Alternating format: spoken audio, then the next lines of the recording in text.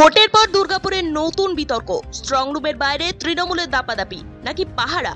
দুর্গাপুর সরকারি মহাবিদ্যালয়ে 3 বিধানসভা স্ট্রং রুম, ভেতরে কেন্দ্রীয় বাহিনী, কিন্তু বুধবার রাতে বাইরে জমায়েত ঘিরে শুরু চর্চা। বিজেপির দাবি তৃণমূল 100 মিটারের মধ্যে রাতে জমায়েত করছে, নেশাগ্রস্ত অবস্থায় গাড়ি আটকে উত্তেজনা ছড়াচ্ছে। সুমন্ত মণ্ডল বললেন, চুরি করতে না পেরে অশান্তি পাকাচ্ছে তৃণমূল। ইলেকশনের দিন নির্বাচন কমিশন অত্যন্ত তৎপর হয়। তৃণমূল কংগ্রেস এবং তৃণমূল কংগ্রেসের গুন্ডা বাহিনী সেভাবে চুরি চচ্চুরি করে উঠতে পারেনি, এবং এর থেকে তারা পরিষ্কার হয়ে গেছে যে ভারতীয় জনতা পার্টি ম্যাক্সিমাম আসনে জয়লাভ করবে।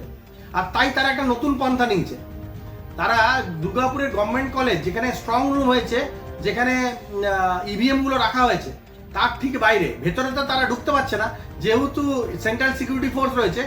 গভর্নমেন্ট কলেজের বাইরে, গেটের বাইরে 100 মিটারের মধ্যে রাত্রেবেলায় হঠাৎ তারা গিয়ে একটা জমায়েত করছে, 100-150 জনের একটা বুথ ক্যাম্প বানিয়েছে, এবং সেখানে মদ্যপান চলছে, এবং রাত্রেবেলায় জমায়েত করে বিভিন্ন গাড়ি আটকে দিয়ে একটা উত্তপ্ত পরিস্থিতি তৈরি করার চেষ্টা করছে।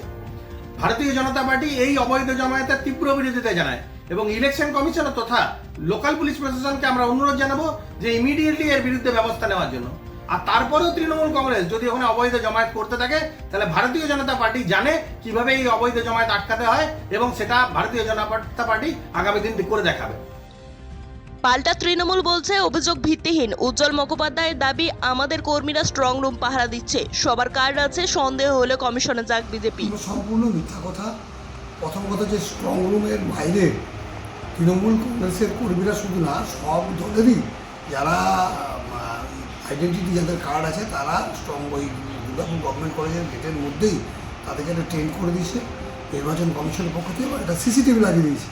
সেইখানে তারা বসে আছে দিবারাত্র, এবং তাদেরকে যখন যারা বসে আছে তাদেরকে খাবার দাবার পৌঁছানোর জন্য হয়তো বাইরে থেকে দু চারটা লোক যখন তখন যাচ্ছে, এটা ঘটনা।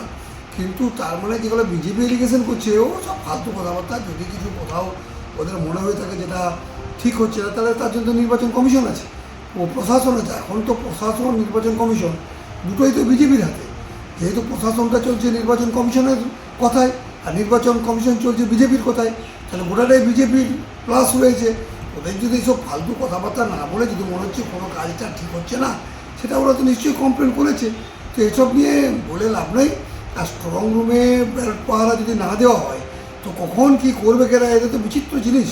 ভোট তো যাবার হয়ে গেছে, এখন তো কোনো প্রচার নয়, এখন স্ট্রং রুমটাকে আটকে রাখা, কোনো আগলে রাখা, এটা তো বৈধভাবে আটকে আছে।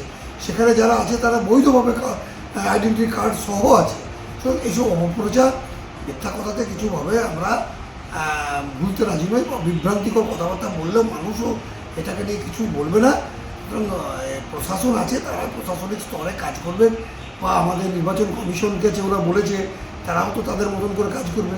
তো এইসব কথা মাঝখানে কিছু লোক বলে একটা মানুষের মনে বিভ্রান্তি ছড়াবার চেষ্টা করছে, এটা ঠিক না। স্ট্রং রুমের বাইরে জমায়েত পাহারা নাকি দাপাদাপি, তৃণমূল ঠিক না বিজেপি? আপনার মত কমেন্টে জানান।